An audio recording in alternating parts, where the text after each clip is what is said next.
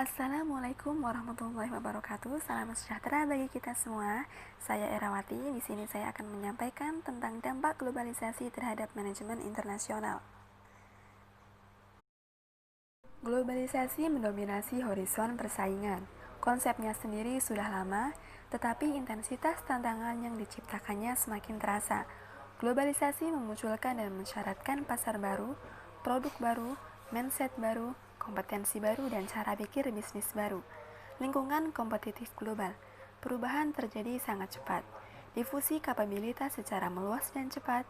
Keseimbangan sumber daya. Para pesaing global baru. Peningkatan interdependensi di antara pasar lokal, nasional, dan global. Menghilangnya batas-batas pasar nasional. Kemunculan pasar non-tradisional, regionalisasi perdagangan, dan homogenisasi segmen pelanggan. Pergeseran basis keunggulan kompetitif dari pasar yang diproteksi dan diregulasi, monopoli dan oligopoli, economies of scale, akses ke sumber finansial, teknologi produk dan proses, ke competence-based assets, intellectual and social capital, seperti kreativitas, inovasi, pembelajaran organisasional, dan kapabilitas strategik. Aturan main baru kompetisi global ini membutuhkan SDM dengan mindset, kompetensi, dan cara pikir global dengan kearifan lokal.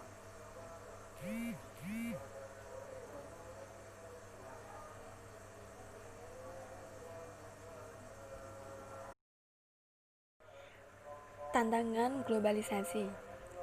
Penyebaran dari tantangan globalisasi ini memudahkan untuk menempatkan keterampilan yang tepat di tempat yang dibutuhkan dengan mengabaikan lokasi geografis negaranya.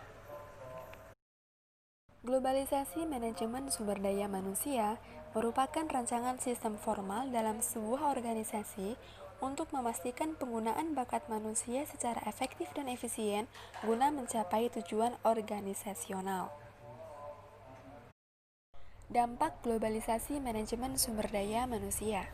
Dengan mengetahui dampak globalisasi terhadap perdagangan internasional, baik negara maju maupun negara berkembang, dapat meminimalisasi dampak negatif dan memaksimalisasi dampak positifnya karena berpengaruh terhadap perekonomian negara tersebut. Dampaknya, makin banyak negara yang mengelola perekonomiannya berdasarkan mekanisme pasar. Terjadinya proses deregulasi dan debirokratisasi atau berkurangnya keterlibatan langsung birokrasi dalam pengelolaan perekonomian bangsa sebagai institusi pengelola perekonomian. Makin meningkatnya kesadaran tentang pentingnya pelestarian lingkungan hidup seiring kegiatan pembangunan. Hasrat menghindari melebarnya jurang kesenjangan antar negara industri maju dan negara sedang membangun.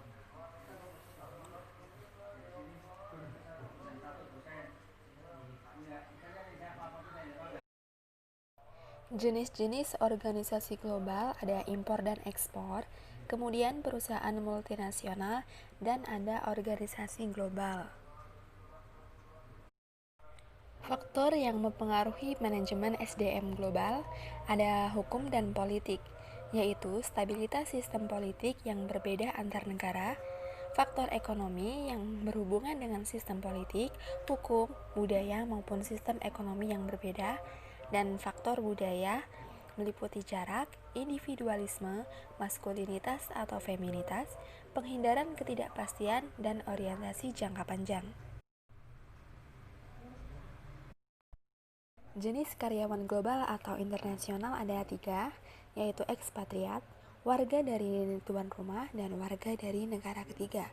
Ekspatriat adalah seorang karyawan yang bekerja dalam sebuah organisasi, tetapi bukan warga negara di mana operasi tersebut ditempatkan, melainkan seorang warga negara yang berasal dari negara di mana kantor pusat organisasi setempat. Warga dari tuan rumah adalah seorang karyawan yang bekerja dalam sebuah organisasi dan merupakan warga negara di mana operasi tersebut ditempatkan, tetapi kantor pusat perusahaan berada di negara lain.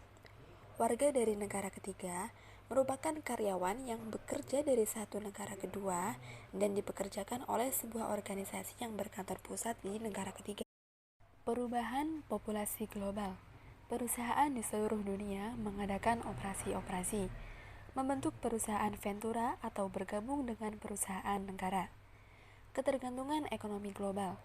Perekonomian global dapat dilihat dari pengaruh stagnasi ekonomi di Jepang, jatuhnya bursa saham Amerika Serikat akibat serangan teroris internasional. Tantangan globalisasi perbedaan antar negara ada 4, yaitu budaya dan sistem ekonomi, hubungan hukum politik dan industrial, teknologi, dan demografi. Kemampuan yang harus dimiliki SDM di era global. Yang pertama ada mindset global, yaitu kerangka berpikir global guna mengatasi tuntutan global. Yang kedua, mengenali siapa yang dapat berfungsi secara efektif dalam sebuah organisasi global dan mengembangkan kemampuannya. Yang ketiga, mengenali dan mengembangkan bakat secara global.